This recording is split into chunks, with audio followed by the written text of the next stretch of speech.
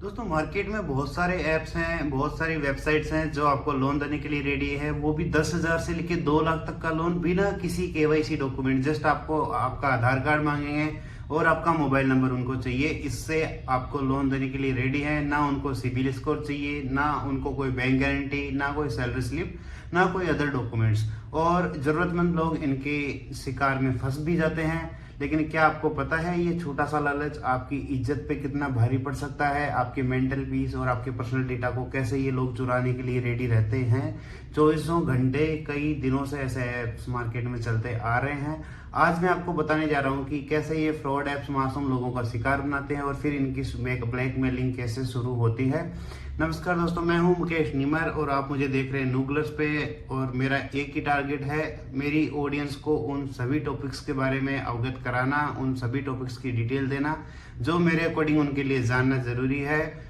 तो चलिए बिना किसी देरी के हम शुरू करते हैं। ये ऐप्स रियलिटी में आपको पैसा देने नहीं बल्कि आपका डेटा चुराने, आपकी जिंदगी बर्बाद करने के लिए आते हैं। मैं दिखाने वाला हूँ इनका असली चेहरा, कैसे ये लोगों को ब्लैकमेल करते हैं, क्या ये स्कैम करते हैं, कैसे ये लालच आपकी नींद उड़ा सकता है और कैसे इन फ्रॉड ऐप्स से आप बच सकते हो। हम सबसे पहले समझते हैं कि कौन लोग इनका टारगेट बन जाते हैं इजीली। इन ऐप्स का टारगेट होते हैं मासूम, गरीब, अनजान, आम आदमी जो पैसों की दिक्कत से ऑलरेडी परेशान हो रहे होते हैं, जिनको पैसों की जरूरत पड़ती रहती है। रेहड़ी पटरी वाले हो सकते हैं, चाट बेचने वाले, सब्जी चाय बेचने वाले, लोकल किराना स्टोर, स्टूडेंट्स जो अपनी फीस के लिए या उनको कोई गैजेट, कोई अप्लायंस परचेज करना हो जैसे कि मोबाइल परचेज करने के लिए, या फिर डेली वेज वर्कर्स जिनको डेली काम नहीं मिल पाता, घर चलाने वाली मिडिल क्लास फैमिलीज, या फिर बेरोजगार लोग, या फिर किसी को जो ऑलरेडी जिनकी इनकम चल रही है लेकिन कोई मेडिकल अर्जेंसी हो गई लेकिन उनको कोई लोन देने के लिए रेडी नहीं है। तो ऐसे लोग इनके चंगुल में आसानी से फंस जाते हैं और ये लोग इन्हीं लोगों की तलाश में रहते हैं कि कौन लोग हैं जो ईजी टारगेट हैं, जो फाइनेंशियल नॉलेज से अपडेटेड नहीं है, जिनको नहीं आइडिया कि उनको बैंक से भी लोन मिल सकता है, या फिर जिनको नहीं आइडिया कि कैसे इनकी ब्लैकमेलिंग होने वाली है। और एक बार इनको टारगेट करते हैं फिर शुरू करते हैं इनकी ब्लैकमेलिंग स्कैम। दोस्तों आज के टाइम पे हर किसी के पास स्मार्टफोन होना कोई बड़ी बात नहीं है। हर कोई फेसबुक, इंस्टाग्राम, व्हाट्सएप यूज करता है। रेहड़ी पटरी वाले हो गए, मजदूर हो गए, स्टूडेंट हो गए, या फिर ऐसे लोग जिनके पास कोई रोजगार नहीं है, कोई इनकम नहीं है, वो भी स्मार्टफोन यूज कर रहे हैं और इन सोशल मीडिया एप्स का यूज करते हैं और एक्टिवली यूज करते हैं।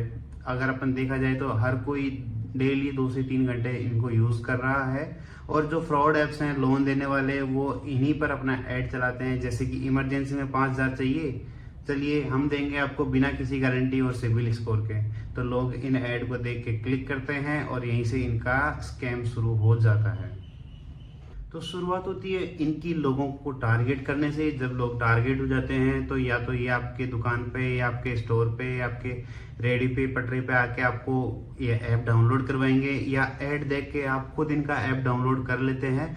और यहाँ से शुरुआत होती है इनकी आपके डेटा एक्सेस से, आपके लोकेशन का, फोटो गैलरी का, एसएमएस का और कॉन्टेक्ट लिस्ट का एक्सेस ये लोग ले लेते हैं और आप बिना पढ़े सोचे अग्री कर देते हैं। और फिर ये आपका एक्सेस लेके आपका पर्सनल डेटा मार्केट में बेचते हैं, या फिर आपकी फोटोज को या आपकी वीडियोस को यूज करके आपको ब्लैकमेल भी कर सकते हैं। जैसे कि 3,000 का लोन देंगे, उसके ऊपर 500 रुपए की प्रोसेसिंग फीस, 500 रुपए डॉक्यूमेंटेशन चार्जेस, 800 रुपए इंटरेस्ट, 7 से 8-10 दिन में आपसे 4,800 रुपए मांग लेंगे।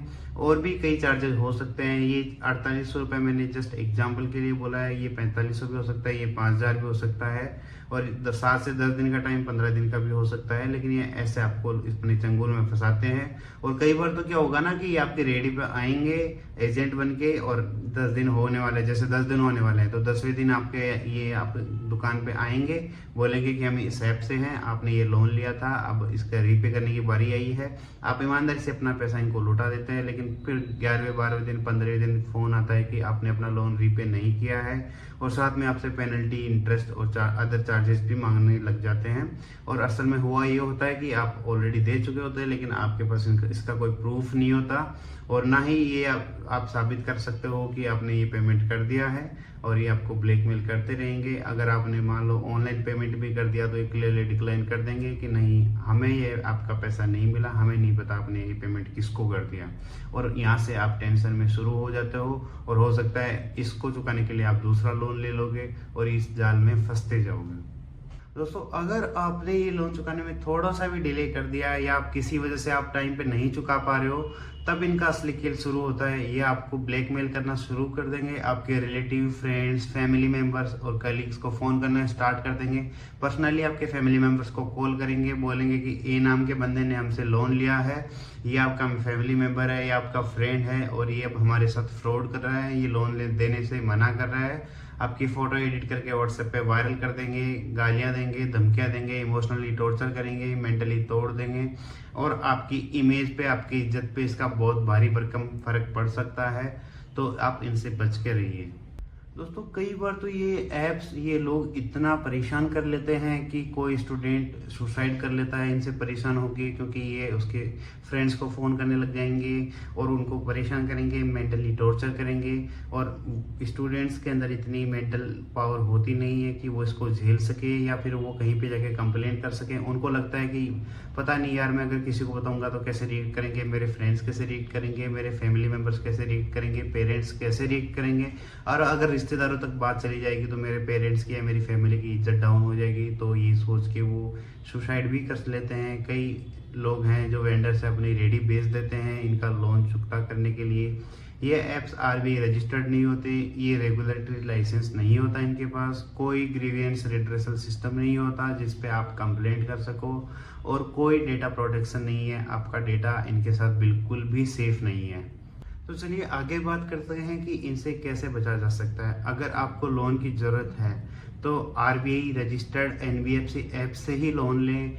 ऐप इंस्टॉल करने से पहले या बाद में परमिशन चेक कर लें कि इन ऐप्स को किन किन चीज़ों की परमिशन की ज़रूरत है।